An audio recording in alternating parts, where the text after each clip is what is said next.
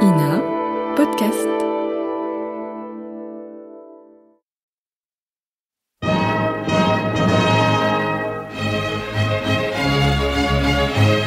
Bon baiser de partout. Une émission secrète de...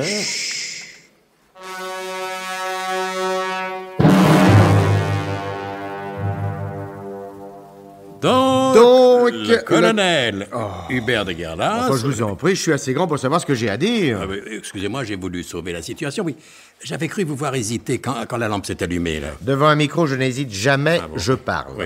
Donc, sans faire plus attendre les auditeurs impatients, et je les comprends, résumons très brièvement la situation. Le colonel Hubert de Guerlas explique à son bras droit préféré, Nicolas Leroy-Dec, Ancien marchand d'enclume à la sauvette dans les couloirs du métropolitain. les raisons qui ont poussé le gouvernement à le renommer, lui, colonel Hubert de Guerlas, au poste de confiance qu'il occupait autrefois, c'est-à-dire au SDUC, le service de documentation unilatérale et de contre-espionnage, connu des initiés sous le sobriquet de la piscine. Et d'ailleurs, pour se remettre dans le bain et bien montrer qu'il était à nouveau le chef, le colonel, faisant fi de la température peu clémente, a plongé du dernier étage du plongeoir de la piscine et a parcouru plusieurs longueurs de bassin en un crawl impeccable, à laisser pantois tous les nageurs en eau trouble. Alors, retrouvons sans plus tarder le colonel dans son bureau. Vous avez raison. Et si on me laisse le micro, je suis capable de faire l'épisode à moi tout seul. Ça, c'est un défaut que j'ai. Alors, vous commencez à comprendre, mon bon Nicolas? Oh, moi, c'est sans importance, mon colonel. Du moment que vous comprenez, vous, c'est l'essentiel. J'ai toujours apprécié votre modestie, mon bon Nicolas. Mais en la présente occurrence, je vous demande de comprendre. À vos ordres, mon colonel. C'est comme si c'était bien fait. Avoir votre œil torve et votre mine dubitative, je doute fort que ce soit déjà fait. Oh, c'est votre faute aussi, mon colonel. Pourquoi avoir obligé monsieur Leroy-Dec à avaler coup sur coup 2 bouteilles de whisky? Après notre bain dans la piscine glacée, c'était ça ou la bronchopneumonie double. Et elle n'est jamais simple, la bronchopneumonie, surtout dans les services secrets. Oui, surtout quand elle est double. Oui. Merci, mademoiselle Trouscott, je vous remercie de votre sollicitude. Mais maintenant, ça va nettement mieux. Oui, ça se voit, oui. 2 bouteilles de scotch, c'est pas la mer à boire. Évidemment, si les gendarmes me demandaient de souffler dans un ballon, il y aurait des surprises. Ce serait de l'alcool lest. C'est ça. Et pas de l'alcool test. Oui, bon, mais on oui. me demande pas de souffler dans un ballon, on me demande de comprendre. Et là, il n'y aura pas de surprise. Je n'en doute pas. Pensez bien que mon retour au SDUC n'a pas fait plaisir à tout le monde. À moi, si. Ça m'a fait rudement plaisir, mon colonel. Vous n'êtes pas tout le monde, mon cher Nicolas. Merci, mon colonel. Cette décision a été prise en haut lieu, à la suite des résultats d'un sondage d'opinion auquel a procédé l'IFOP, l'Institut philharmonique de l'orchestration de la pagaille. Mademoiselle Trouscott nous a fait entendre quelques enregistrements réalisés par les soins de cet organisme de Panama. Oh, mon colonel, vous savez bien qu'une fois déjà, le calembour vous a coûté votre place. J'aime à vivre dangereusement.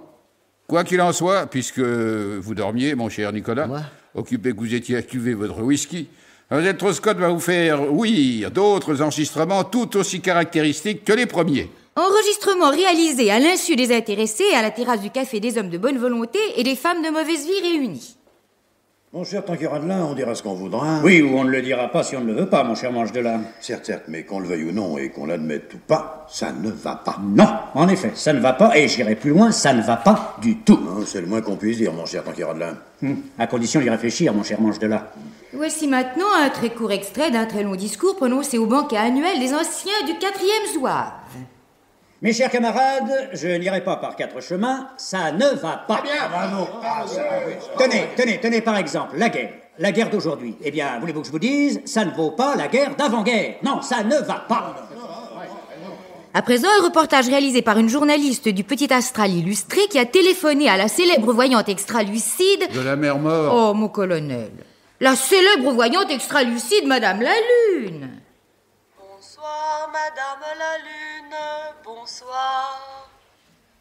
Que voulez-vous savoir? Vos prévisions pour le proche avenir.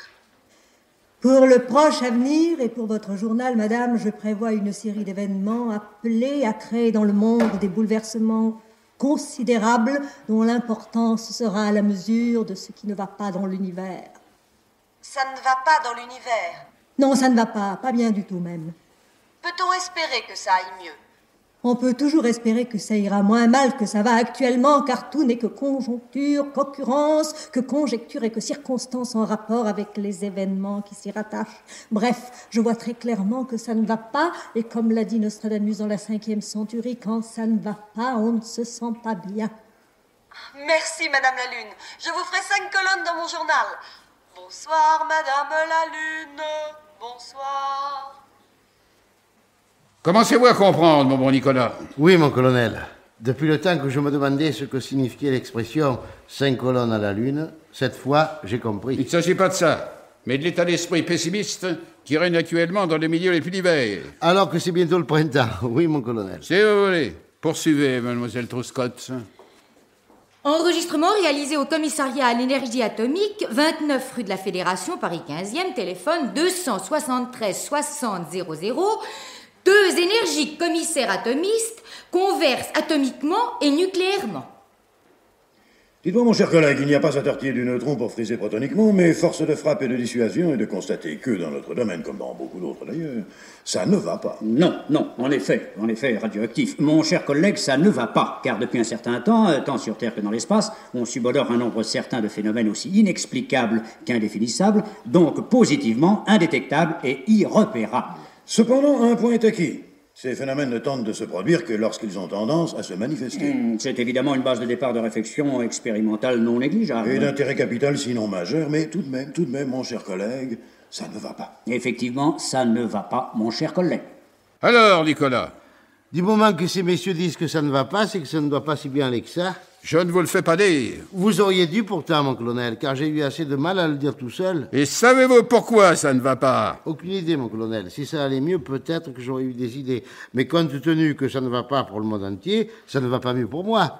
Et je n'ai pas d'idée, aucune, mon colonel. Le pur jus des trailles d'Écosse aurait-il encore quelque effet sur le fonctionnement de votre cerveau? Pensez-vous, mon colonel.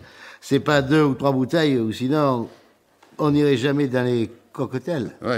Donc, vous aussi, vous êtes sensible à ce climat. Eh bien, je passe bien, surtout après ce bain dans la piscine glacée. Et pourquoi est-ce que ça ne va pas? Eh oui, pourquoi?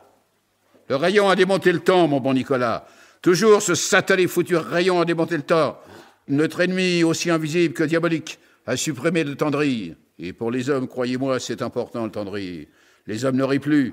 Sur les ondes, on pourchasse l'innocent calembour. C'est Fleur Gavroche qui fait éclater les mots en 1000 pétales incongrus.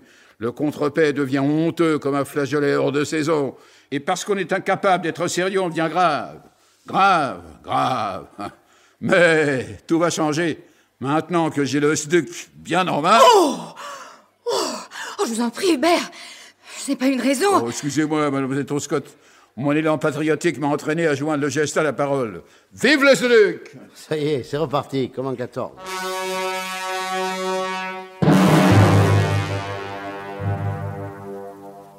Est-ce vraiment reparti comme en 14? Le rayon a démonté le temps, a-t-il vraiment supprimé le temps de rire? Que faut-il penser de l'enquête réalisée par l'Institut Philharmonique de l'Orchestration de la Pagaille? Vous le saurez lundi ou les jours suivants, en ne manquant pas de vous porter tous en masse à l'écoute de notre grand feuilleton d'espionnage, d'anticipation et de main au SDUC. Bon baiser de partout! C'était Bon baiser de partout. Une émission secrète de Pierre Dac et Louis Rognoni. Décryptage et mise en code, Jean-Wilfried Garrett.